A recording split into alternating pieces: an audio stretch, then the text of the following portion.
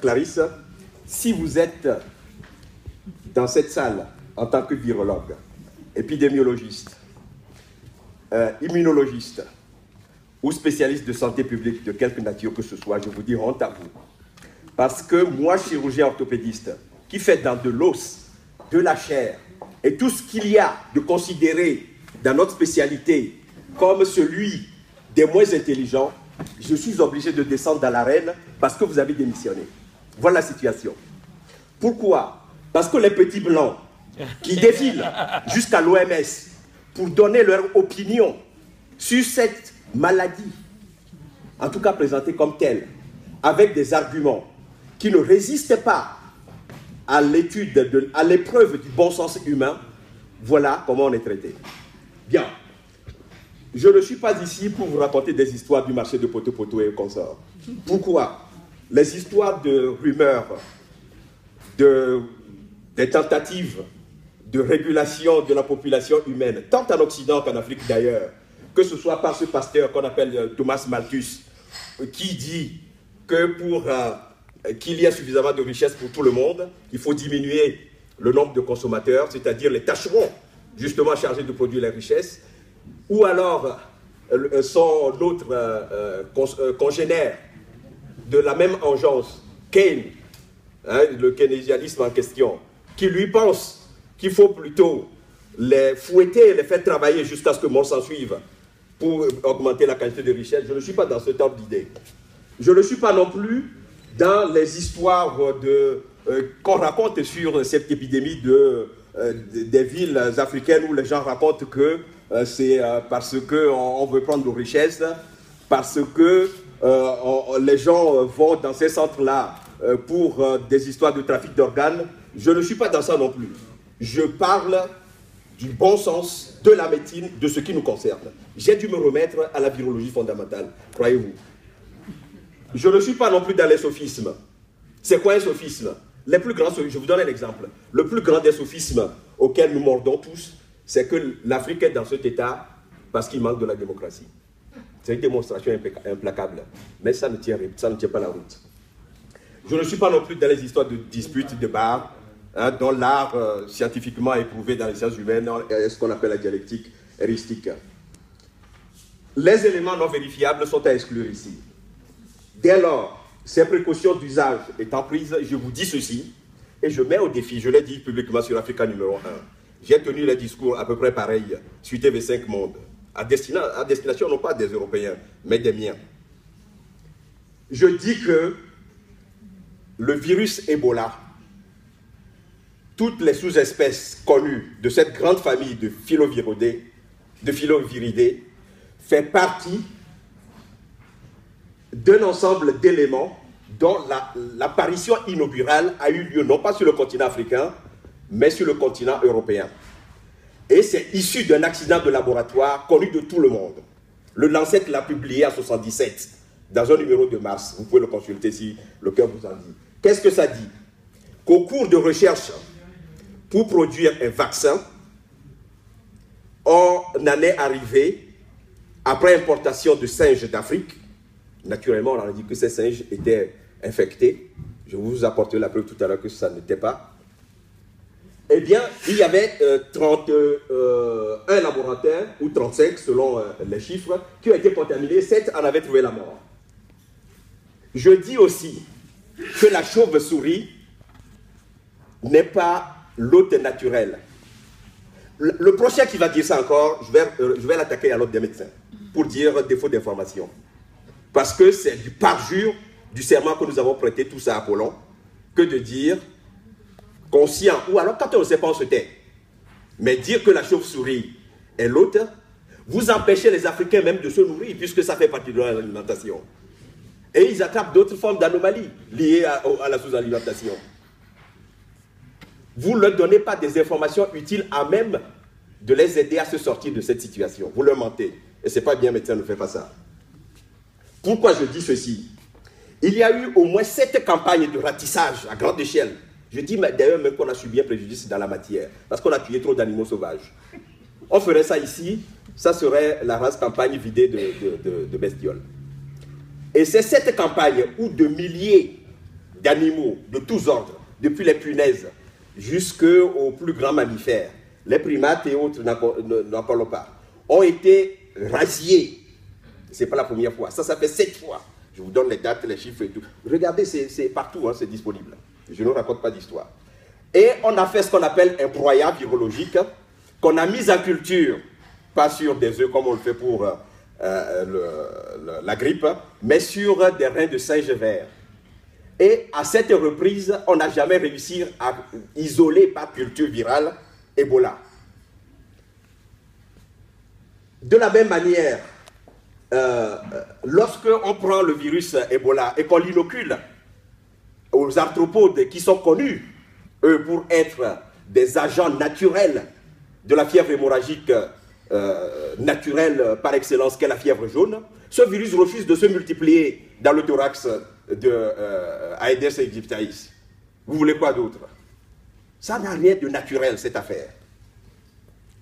Je dis dans ces conditions, au point 5, qu'il faut chercher ailleurs, pas chez nous. Et ceux qui font ces genres de recherche savent très bien où ça se trouve. Pour la simple et bonne raison que vous avez, je vous donnerai la carte tout à l'heure, des stocks énormes de ce virus qu'on cherche partout dans la faune et la flore africaine sans le trouver. Il y en a. Si les gens ne veulent pas voir, je vais les accompagner pour leur montrer où ça se trouve.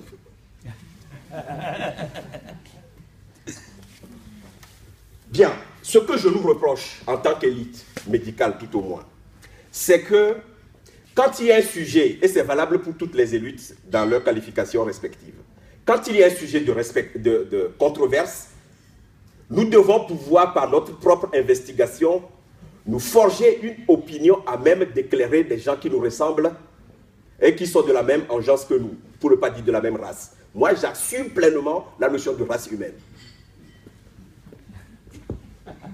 Ce qui est considéré comme acquis dans cette affaire, c'est qu'on dit que c'est les primates. Il y a même une espèce de mode qui change régulièrement. C'est les primates. Après, c'est la viande de brousse.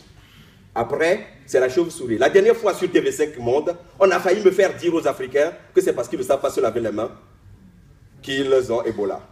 J'ai failli dire à la journaliste, vous savez, la première fois qu'on a vu en Occident un être humain ayant une hygiène corporelle impeccable, c'est sur les Sarrasins. Les morts que les Arabes ont amenés ici pour les occuper, c'est là-bas qu'on a vu la première fois un être humain, les hommes propres sur eux. Et toutes les femmes françaises voulaient coucher avec eux. C'est une vérité. Je mets au défi les historiens de m'apporter le contraire. Bien, voilà les fièvres hémorragiques naturelles connues. La fièvre Lassa, dengue, jaune, etc. Et il y a une dizaine. La liste va suivre.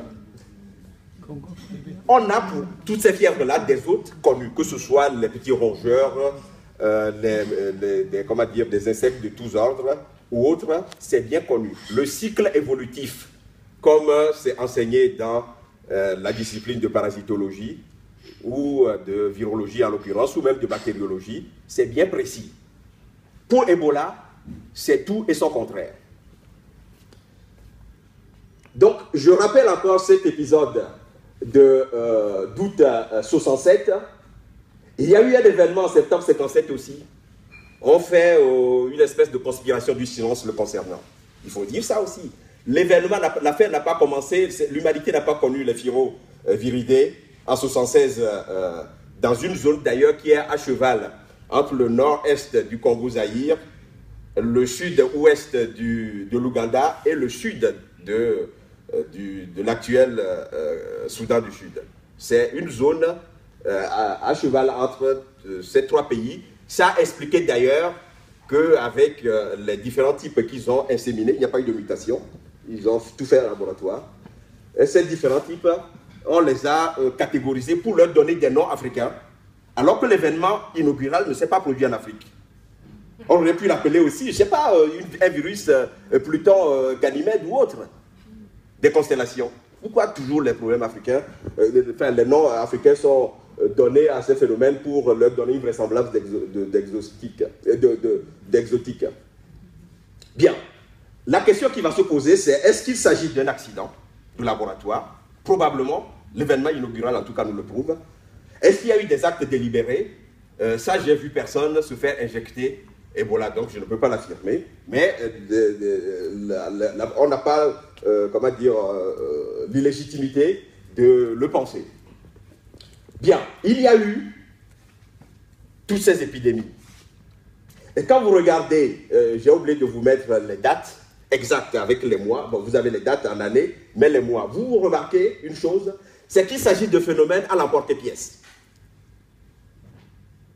Les maladies endémiques sur le continent obéissent à une loi naturelle saisonnière. Même le paludisme éternel d'Afrique suit des courbes de pic en saison pluvieuse. Mais Ebola, une fois c'est en août, une autre fois c'est en janvier, une autre fois c'est en décembre, comme ça à l'improviste, de manière erratique. Ça ne rentre dans aucun cadre de phénomène typiquement naturel. Voilà ce qu'on connaît, que je vous disais tout à l'heure. Vous voyez que ce soit toutes ces fièvres hémorragiques naturelles bien connues, vous voyez les réservoirs et les vecteurs.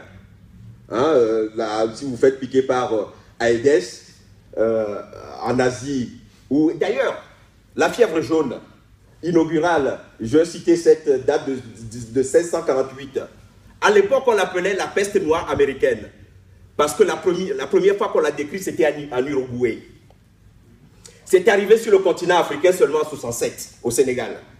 Entre-temps, ça a fait des épidémies qui ont fait jusque 20 000 morts en Espagne.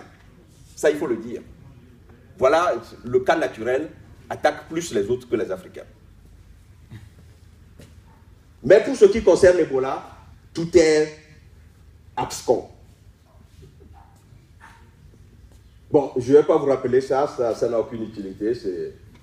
Mais j'aimerais vous montrer l'aspect en microscopie électronique de ces deux éléments. Vous voyez bien que l'aspect, en tout cas extérieur, sans rentrer dans la génétique de ces germes, pour ce qui concerne les filovirus, ils se ressemblent, comme deux gouttes d'eau. Les autres fièvres hémorragiques, vous voyez bien, soit c'est un aspect en sable ou comment dire, de petits ronds comme ça. Bon, je ne vais pas rentrer non plus dans les hypothèses parce que je risque d'être accusé de conjecture. Donc je laisse tomber cette diapositive. Mais j'aimerais signaler quand même que le cas zéro, le patient zéro de Zaïre de 1976 a le génome du virus isolé sur lui trop bien décrit. C'est un phénomène que vous ne connaissiez pas jusqu'alors. Vous avez la génétique du virus connue dans ses détails. C'est curieux. Moi, j'aurais tendance à penser qu'on ne soit pas loin de penser de manière légitime que cette affaire soit une hybridation, comme je l'ai dit publiquement, de deux micro-organismes de nature différente, soit des bactéries filamenteuses comme les spirochètes, ou même les Helicobacter pylori innocenti qui me regardent là-bas. Ça a un aspect filamenteux, vrai ou faux? Si on prend un virus simple, facilement manipulable, qu'on l'introduit dedans, dans son fourreau, on peut obtenir des micro-organismes incontrôlables.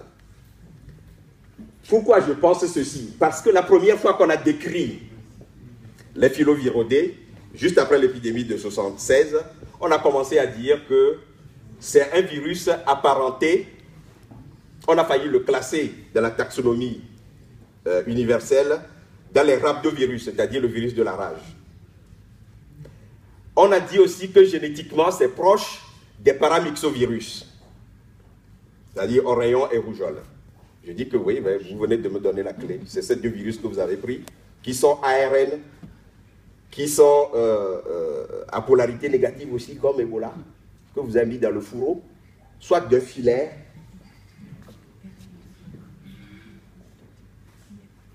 Voilà la description. Hein, c'est trop joli ça. Un truc que vous ne connaissiez pas jusqu'en 76. Et en 76 déjà, regardez, c'est décrit avec tous les gènes codés et tout ce que ça fait. Et quand vous allez sur le site de la National Center of Bike Technology Information, vous voyez des trucs comme ça sur Ebola. C'est les codes génétiques d'Ebola. Et vous pouvez même le faire animer pour voir quelle protéine ça synthèse, à quoi ça sert, etc. etc. Mais l'événement inaugural de 67, quand on retourne dessus, qu'est-ce qu'on constate? Nous étions en pleine guerre froide. C'était la course aux armes de destruction massive. Nucléaire, chimique et biologique. Dans la ville de Marburg, ce n'est pas une grande ville. Il y a une très grande université allemande. C'était l'époque de la République fédérale d'Allemagne. Et les soviétiques étaient juste à côté, en face. Et leur influence était jusque sur la Yougoslavie. Et concomitamment à l'événement inaugural de la ville de Marburg, il s'est produit, il n'y avait d'ailleurs pas que la ville de Marburg, il y avait Francfort aussi. En même temps, dans une autre ville, à Yougoslavie, le même phénomène d'accident de laboratoire s'était produit. Mais n'oubliez pas une chose, que la CIA et le KGB, tout le monde sait, tu pètes ici, l'autre sait. C'était comme ça à l'époque. Les téléphones, je ne sais pas comment ils ont appelé ça. Donc tout le monde savait à peu près quel était l'état d'avancement des recherches de l'autre. Donc le même accident les a attrapés tous en même temps. J'ai trouvé ce schéma-là fait par un spécialiste de phytothérapie du Libéria. Quelqu'un qui pense la même chose que moi. Souvent, quand il y a de la vérité, ça illumine plus d'une personne à la fois sur Terre. C'est vrai. Et lui, il a fait ce schéma, il a pris la coque, il n'a pas dit ce que c'est que coque, comme coque, et il a mis du matériel génétique d'un virus à l'intérieur. Il dit voilà ce que lui pense. Quand vous voyez les filaires, oui, c'est très simple. C'est pour ça que moi j'occupe mon temps à faire autre chose que de faire de l'orthopédie. Parce que c'est une logique implacable, donc tu laisses tomber ton cerveau tranquille et tu fais autre chose. Et comment dire, quand vous voyez les filaires, d'ailleurs, le verbe de Guinée en question, bon, il y a des controverses parce qu'il serait peut-être trop gros pour être placé parmi les filaires. On l'appelle le verbe de Médine. C'est en Afrique de l'Est. C'est comment son nom scientifique? Filaire de Médine, c'est... Comment? Non, c'est Lucien Bakowski, c'est pas celui-là. Non. C'est... dans les tibias, tout ça, là, qu'on sort. Hein? Draconculus medinensis. Voilà, donc c'est le verbe de Médine. Ouais. On a réussi à faire admettre à l'humanité entière que c'est le verbe de Guinée. Alors que la première fois que ça a été décrit, c'est à Médine, chez les pèlerins, que ça s'est fait. Quand vous voyez bien, c'est des noms de lieux. Bancroft, Malaï, en Malaisie. Volvulus, c'est à cause de son aspect. Ozardi, je ne sais pas, c'est peut-être celui qui l'a décrit. Bon, en tout cas, je donne leur taille. Et vous voyez que, en passant de même 3 niveaux dans le règne élémentaire animal, parce qu'un filaire qui est un parasite, c'est quand même un organisme assez complexe déjà. Il est déjà métazoaire. Et le virus est élémentaire. Il n'est même pas un eucaryote, il n'a même pas encore de noyau autonome. C'est une espèce de brindille comme ça qui se promène. Mais quand vous ramenez la taille, par exemple, je prends un filaire, la larve d'un filaire au hasard, celui de la loise, qui existe surtout dans la forêt au Gabon par là, qui peut même se promener sur le blanc de l'œil. Quand vous voyez sa taille, son diamètre, et que vous le comparez, ben on a fait un bond énorme pour passer d'un parasite à un virus. Le virus est énorme, il est gros. Il fait 0,8, bon, on dit classiquement 80 nanos. Un virus de 80 nanos de diamètre, et tous les filovirus ont le même diamètre. C'est curieux aussi. Donc c'est le même fourreau que tous se vendent les uns aux autres et chacun met dedans ce qu'il a envie. Et c'est ça qui donne les différents stéréotypes. Voilà, celui-là c'est un maçonnel. Un filaire aussi à gauche en haut. Regardez, comparez-le un petit peu à Marburg en bas et à Ebola en haut. Comparez aussi l'aspect microscopique d'un rhabdovirus. Alors j'aurais dû agrandir un petit peu plus. Parce que quand vous regardez bien l'intérieur, c'est des baguettes. D'ailleurs, rhabdovirus comme rhabdo... comment? Voilà, rhabdovirus, ça dit lisse de muscles avec des cellules en forme de baguette. Bien, donc, si on tient compte de ces zones d'ombre, là, on va rentrer un petit peu dans ce que j'appelle, on les attrape, la mettre dans le sac, qui crache la vérité. Ils font des tours de passe-passe pour nous faire croire que c'est la chauve-souris. Mais sur quels éléments ils se fondent? On prend du sang de la chauve-souris et on fait des tests, même pas ELISA, c'est IFA qu'ils font. Donc c'est moins sensible et moins spécifique. Enfin, moins spécifique plutôt. On trouve une séropositivité chez la chauve-souris, on dit, ah ben tiens, on tient le coupable. Mais jamais on a vu la présence du virus directement. Mais je vous avais dit tantôt que ce virus est apparenté d'une part au rhabdo et au paramyxo. Et on sait que la chauve-souris est un hôte naturel de oreillon et rougeole. Vous avez compris? C'est-à-dire que quoi? Si la chauve-souris a pu héberger à un moment donné un paramyxovirus, si vous faites le test d'Ebola sur lui, il sera positif. Ne dites pas que c'est Ebola, c'est peut-être autre chose. Et je mets au défi, et je veux qu'on fasse ce travail, d'aller attraper putois, belette, lapin de Garenne, et puis tous ces petits animaux qui traînent chez eux ici, on va leur faire le même test. Ça va être positif, certainement. On ne conclura pas pour autant que c'est des réservoirs naturels de virus Ebola. Alors, je disais tantôt qu'un certain nombre d'éléments, ça je ne vous l'avais pas précisé, le point 5, c'est que la chauve-souris n'héberge pas éternellement le Ebola. Quand on le force par injection, inoculation, de force à laboratoire, au bout de 3 semaines, il s'en débarrasse. Comment voulez-vous qu'un hôte ne garde pas le germe auquel il est habitué depuis des millénaires et qu'il s'en débarrasse? Il n'est pas hôte. Ne m'embêtez pas avec vos histoires. On a pris, quand il y a eu un cas en Afrique du Sud, et qu'on a suspecté que parce que la personne a séjourné entre-temps dans une grotte avec des mineurs, où il y a des chauves-souris, c'est aussi une de leurs argumentations fétiches. Pour confirmer ça, qu'est-ce qu'on a fait? Sauf qu'ils n'ont pas dit le test du résultat après, parce que ça les dément. On a pris des gorilles et autres qu'on a mis en cage pendant 3 semaines, avec les mêmes chauves-souris qui sont supposées avoir contaminé le pauvre malade. Au bout de 3 semaines, les gorilles sont sortis et me disent, c'est quoi votre problème? Ils ne sont pas malades. Donc, je parlais tout à l'heure du problème des réactions immunologiques croisées. Il ne faut pas nous le faire à l'envers. On est aussi intelligent un petit peu. Voilà. C'est quoi un laboratoire P4? Tout le monde doit savoir ça. C'est là où il y a les germes les plus dangereux. Et M. Yves Le Drian fanfaronnait en novembre dernier encore, quand il inaugurait le P4 dans l'Essonne. Il est ministre de la Santé? Bon, c'est Marisol Touraine.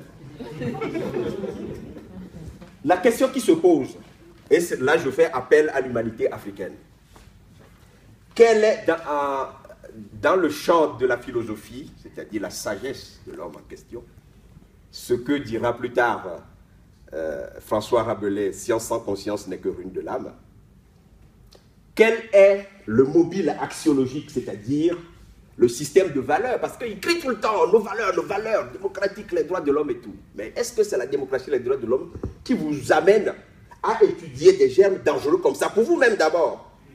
Nous, on est déjà morts, donc c'est pas grave.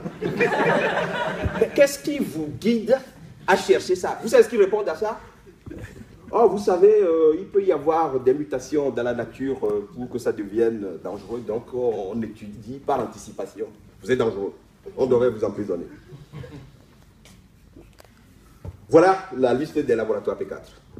Il y a malheureusement monsieur, comment il s'appelle, Omar Bongo, bon, il ne sait même pas. On lui a, non, enfin le père est junior aussi, parce que c'était fait avant. Donc lui, là, il ne sait même pas. On lui a dit, voilà, on veut faire de petites expérimentations chez vous, ça ne vous dérange pas? Non. Il y a un sur le continent africain, et je suppose que c'est le pourvoyeur, et comme il y a du business, vous savez, les filières et tout ça, la culture, c'est pas aussi facile, hein? Et ben, en Afrique, ça foisonne de vie à toutes les échelles. Il y a tout ce qu'il faut.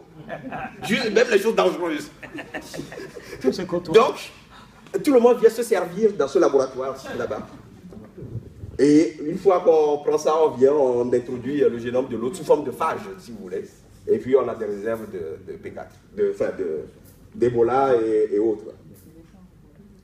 Vous voyez, les plus gros pourvoyeurs, c'est les Américains. Il y a une épidémie, des gens meurent de maladies. Vous envoyez 3000 militaires, vous dites que ces militaires ne sont pas destinés à être au contact des malades. C'est la guerre.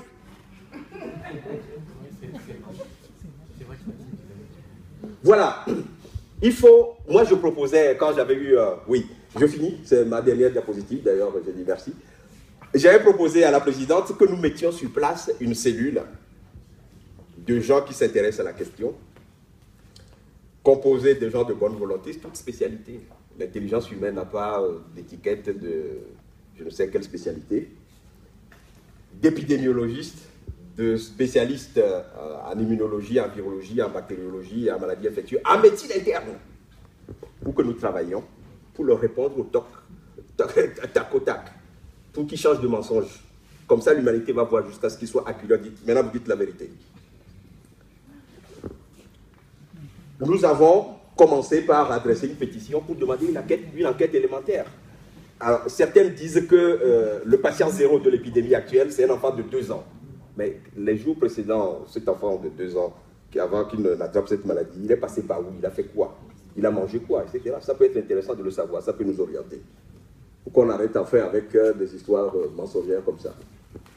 Et nous proposons, j'ai un ami avec qui nous avons la possibilité, si nos États le souhaitent, de les doter d'équipements, parce que le mal est fait, il faut nettoyer, après on verra, pour isoler utilement les patients, protéger les soignants qui ont payé un gros tribut à cette affaire, et décontaminer tous les endroits où ils ont pu. Vous imaginez la population de Freetown est allée casser ce laboratoire maintenant je dis la rumeur de Poto-Poto, de Kenema, que le président Koroma a autorisé le CDC d'Atlanta à faire des expérimentations là-bas, dans la ville de... Vous dites que c'est la chauve-souris, la viande de brousse. Maintenant, c'est les gens de la ville qui attrapent ça. Ça ne tient pas debout. Parce que si ça aurait été correct, ça serait des campagnards, des broussards, des bushimans et autres qui l'auraient attrapé, pas des citadins. La viande de brousse ne se promène pas en ville, même en Afrique. Voilà. Donc, voilà quelques éléments que je souhaitais partager avec vous. Je vous remercie. Je suis à votre disposition pour les questions. Alors, merci beaucoup, Dr. Dialogan, pour